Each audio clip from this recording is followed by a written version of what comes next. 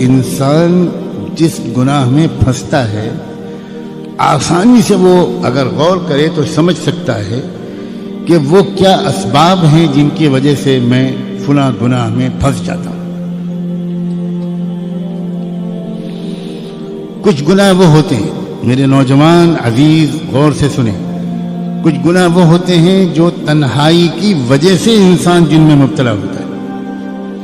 وہ گناہ دوسروں کے سامنے وہ نہیں کر سکتا، وہ تنہائی ہی میں اس کے اوپر ایسا ایک جنون طاری ہوتا ہے کہ وہ ایسے گناہ کر بیٹھتا ہے جس سے اس کی صحت بھی خراب ہوتی ہے، آگے چل کر زندگی میں اس کو بہت شرمندہ ہونا پڑتا ہے، اس کی شادی شدہ زندگی کامیابی سے نہیں گزر سکتی، وہ بیچارہ اپنی بیوی کو سے آنکھ میں آنکھ ملا کے بات نہیں کر سکتا۔ ایسے گناہ انسان سے تنہائی ہی میں ہوتے ہیں اور نوجوانوں سے کثرت سے ہو رہے ہیں اس دور میں۔ ایسے لوگوں کو چاہیے کہ وہ ایک بات تو یہ اپنی زندگی کا وظیفہ بنائیں کہ ایسی تنہائی سے اپنے کو بچائیں۔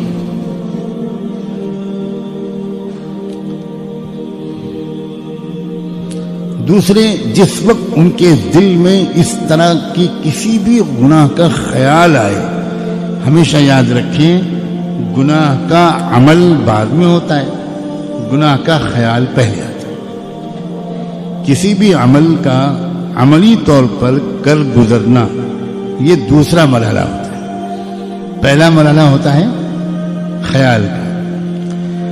اگر پہلے ہی مرحلے پر انسان روک لے، کنٹرول کر لے، چوکنا ہو جائے تو یہ خیال عمل میں تبدیل نہیں ہو سکتا۔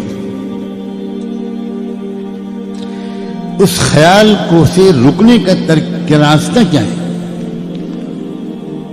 فوری طور پر اپنے ارادے کی طاقت کو استعمال کر کے دوسرا خیال دماغ میں لایا جائے، یعنی اس خیال کو بدلا جائے، آدمی اٹھ کے بھاگ جائے، ایک دم آدمی اٹھ کے کھڑا ہو جائے، آدمی ایک دم قرآن مجید ہاتھ میں لے لے، الماری سے کتاب ہاتھ میں لے لے، تسبیح ہاتھ میں لے لے جو سامنے ٹنگی ہے، وہ اللہ تعالیٰ کو یاد کرنے لگے، درود شریف پڑھنے لگے، استغفار پڑھنے لگے۔ اگر وضو کی حالت میں تھا تو جلدی سے نماز کی نیت باندھ لے، لیکن کچھ نہ کچھ کرے،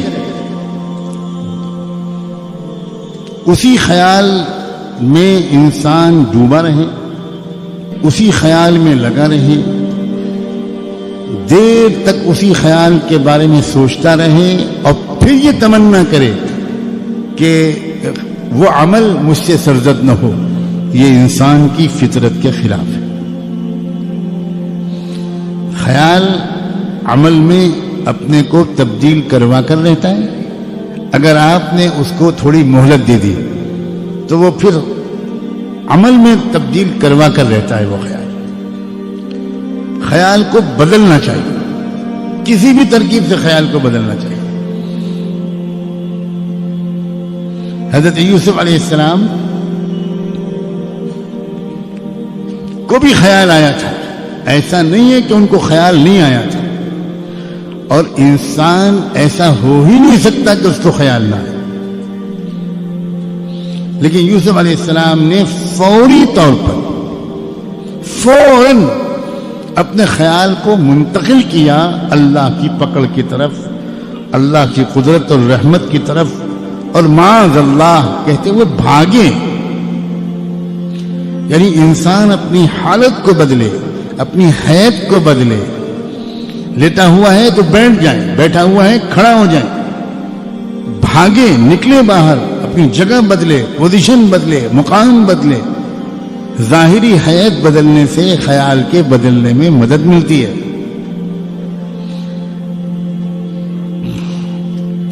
کوئی یہ ساری ترکیبیں نہ کرے تو اس کا مطلب ہے کہ اس کے اندر اس گناہ سے بچنے کا جو ارادہ ہے وہی پورا پکا نہیں ہے، وہی سچا نہیں ہے،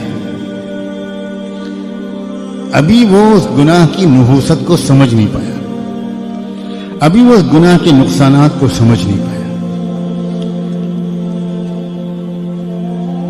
عزیز نوجوانوں کو پوری دنیا میں اللہ یہ سمجھنے کی توفیق دے کہ زندگی کا سب سے قیمتی حصہ ہے جوانی.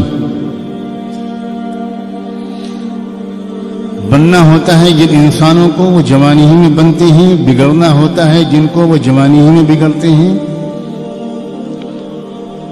اگر یہ حصہ زندگی کا، اسی میں وہ صحت ہوتی ہے، اسی میں وہ قوت ہوتی ہے کہ انسان اس میں زیادہ سے زیادہ نیک اعمال کر سکتا ہے. بڑھاپے کی معذوریاں، مجبوریاں یہ تو تبھی معلوم ہوتی ہیں انسان کو جب خود بڑھاپا اس کے اوپر حاوی ہو جاتا ہے.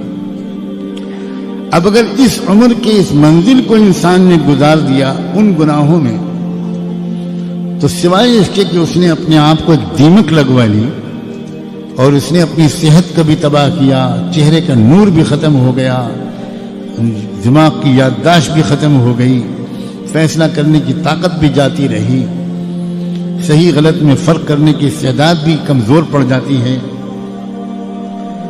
تو اپنے نفس کو سمجھائیں اور اس معاملے میں یعنی ترک معاصی کے معاملے میں، گناہوں کے چھوڑنے کے معاملے میں سنجیدہ بنے. یہ جملہ حساس آدمی کے لیے بہت کافی ہے. جو انسان یہ کہتا ہے کہ مجھ سے گناہ چھوٹتے نہیں، شاید اس نے اپنے گناہوں کے چھوڑنے کا سچا ارادہ ہی نہیں کیا.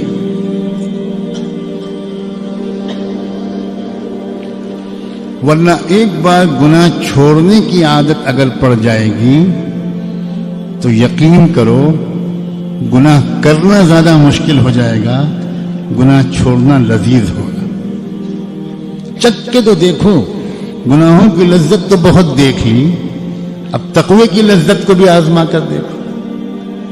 اب گناہوں سے پاک صاف زندگی کا جو سرور اور مزہ ہے اس کو بھی چکھ کر دیکھو، اس کے ذائقے کو بھی چکھ کر دیکھو. اس کے ذائقے کے چکھنے کے بعد گناہوں کے جھوٹے ذائقے کی طرف آنکھ اٹھا کر دیکھنے کا بھی دل نہیں چاہے.